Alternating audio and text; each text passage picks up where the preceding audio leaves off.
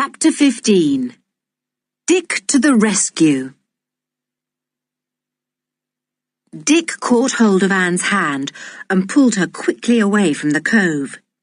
He was afraid that whoever had come to the island might be somewhere about and see them. The boy took Anne to the little stone room where their things were, and they sat down in a corner.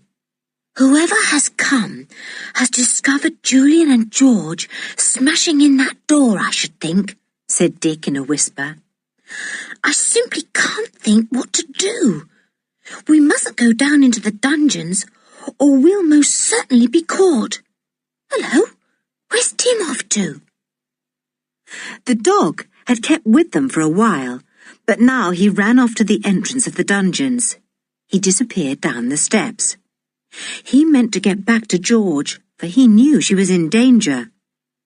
Dick and Anne stared after him. They had felt comforted while he was there, and now they were sorry he had gone. They really didn't know what to do. Then Anne had an idea. "I know," she said.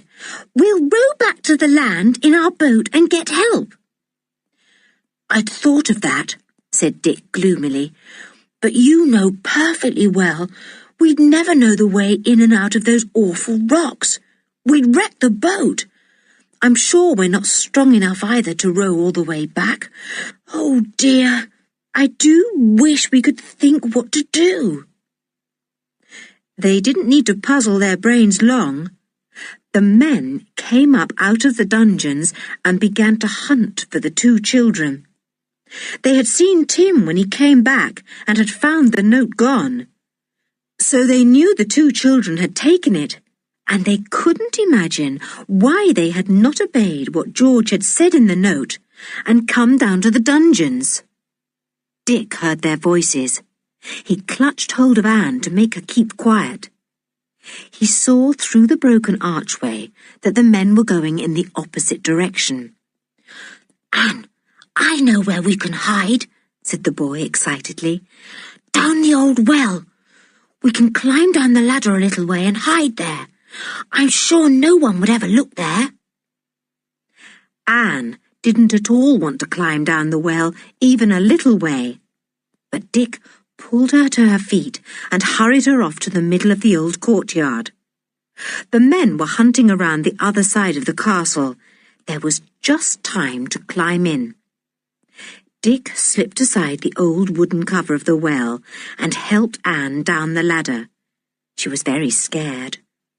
Then the boy climbed down himself and slipped the wooden cover back again over his head as best he could. The old stone slab that Tim had sat on when he fell down the well was still there. Dick climbed down to it and tested it. It was immovable. "It's safe for you to sit on, Anne, if you don't want to keep clinging to the ladder," he whispered. So Anne sat shivering on the stone slab across the well shaft, waiting to see if they were discovered or not. They kept hearing the voices of the men, now near at hand and now far off. Then the men began to shout for them. "Dick! Anne! The others want you! Where are you? We've exciting news for you!" "Well, why don't they let Julian and George come up and tell us then?" whispered Dick. "There's something wrong. I know there is. I do wish we could get to Julian and George and find out what has happened." The two men came into the courtyard. They were angry. "Where have those kids got to?" said Jake. "Their boat is still in the cove, so they haven't got away. They must be hiding somewhere. We can't wait all day for them." "Well, let's take some food and drink down to the two we've locked up," said the other man. "There's plenty in that little stone room. I suppose it's a store the children brought over. We'll leave half in the room so that the other two kids can have it, and we'll take their boat with us so that they can't escape." "Right," said Jake.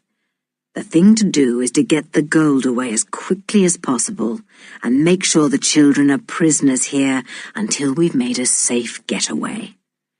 We won't bother any more about trying to buy the island. After all, it was only the idea of getting the ingots that put us up to the idea of getting Kirin Castle and the island. Well, come on, said his companion.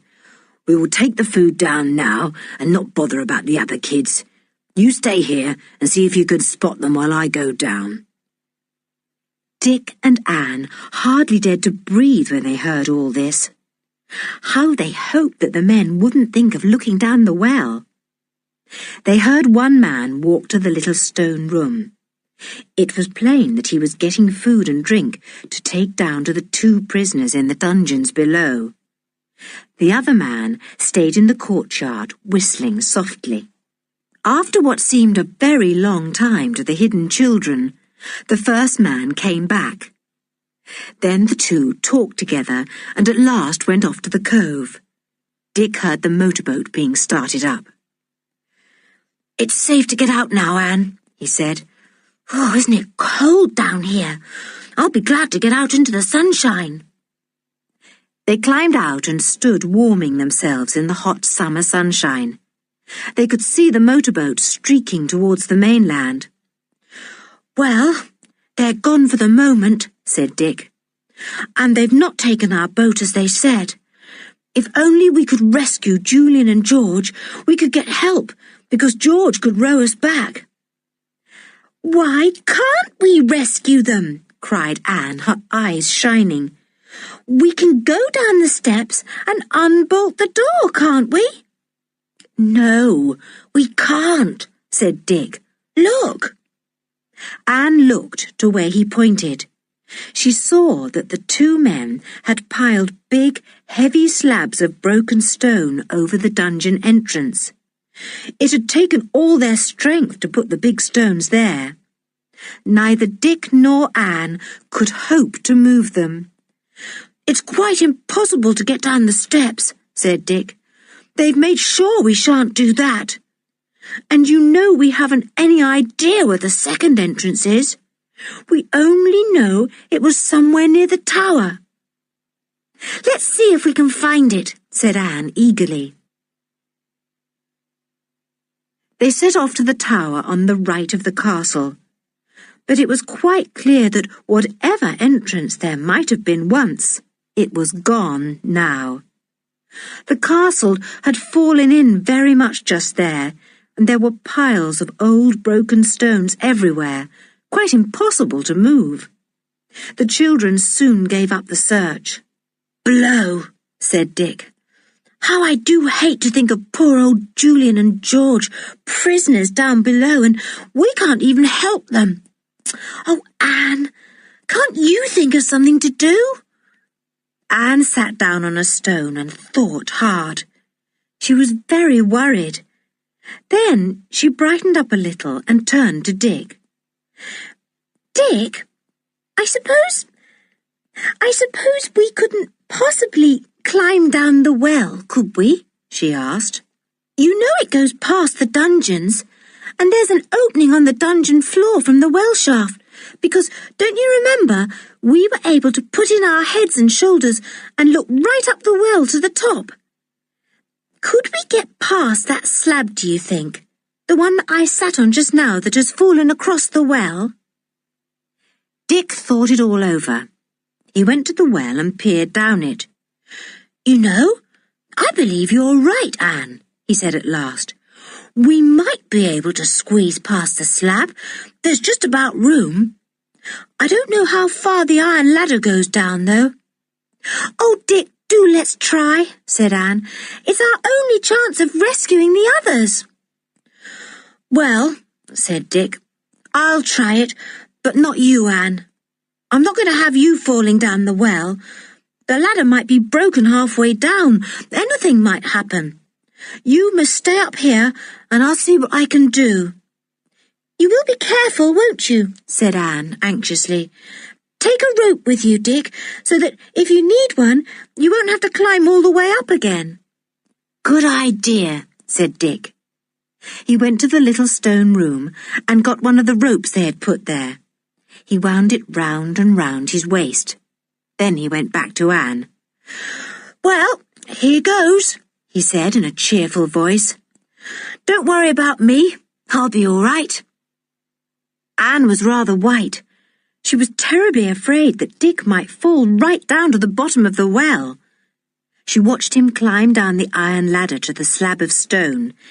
He tried his best to squeeze by it, but it was very difficult.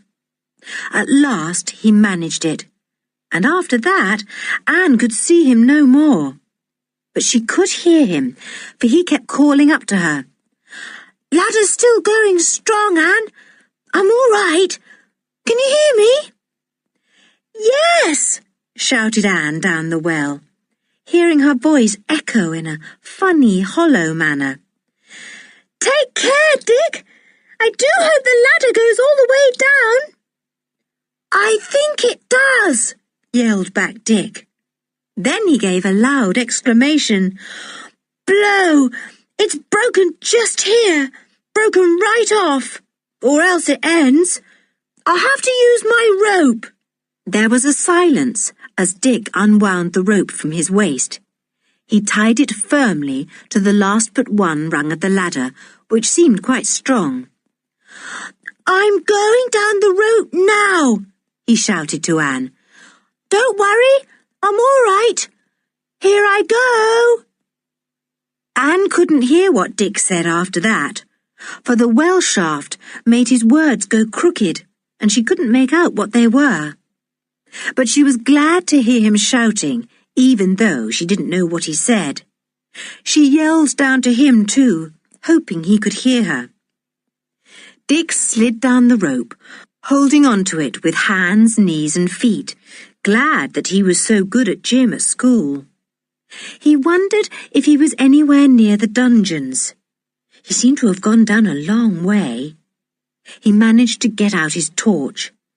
He put it between his teeth after he had switched it on, so that he might have both hands free for the rope.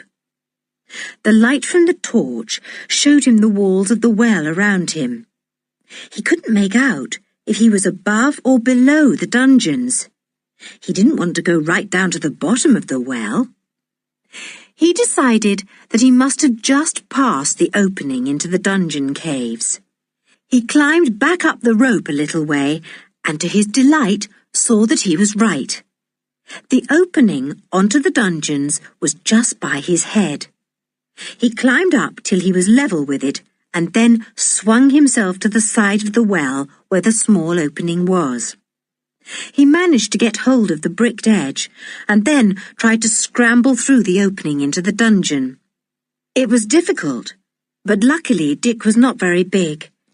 He managed it at last, and stood up straight with a sigh of relief. He was in the dungeons. He could now follow the chalk marks to the room or cave where the ingots were, and where he felt sure that George and Julian were imprisoned. He shone his torch on the wall. Yes, there were the chalk marks. Good. He put his head into the well opening and yelled at the top of his voice. Anne! I'm in the dungeons! Watch out that the men don't come back! Then he began to follow the white chalk marks, his heart beating fast. After a while, he came to the door of the storeroom. As he had expected, it was fastened so that George and Julian couldn't get out. Big bolts had been driven home at the top and bottom, and the children inside could not possibly get out. They had tried their hardest to batter down the door, but it was no good at all. They were sitting inside the store cave, feeling angry and exhausted. The man had brought them food and drink, but they had not touched it. Tim was with them, lying down with his head on his paws, half angry with George because she hadn't let him fly at the men, as he had so badly wanted to. But George felt certain that Tim would be shot if he tried biting or snapping. Anyway, the other two had sense enough not to come down and be made prisoners too, said George. They must have known there was something funny about that note when they saw I had signed myself Georgina instead of George. I wonder what they're doing. They must be hiding. Tim suddenly gave a growl. He leapt to his feet and went to the closed door, his head on one side. He had heard something, that was certain. I hope it's not those men back again already, said George. Then she looked at Tim in surprise, flashing her torch onto him. He was wagging his tail. A great bang at the door made them all jump out of their skins. Then came Dick's cheerful voice. Hi, Julian! Hi, George! Are you here? Ruff! Barked Tim joyfully and scratched at the door. Dick, open the door! Yelled Julian in delight. Quick! Open the door!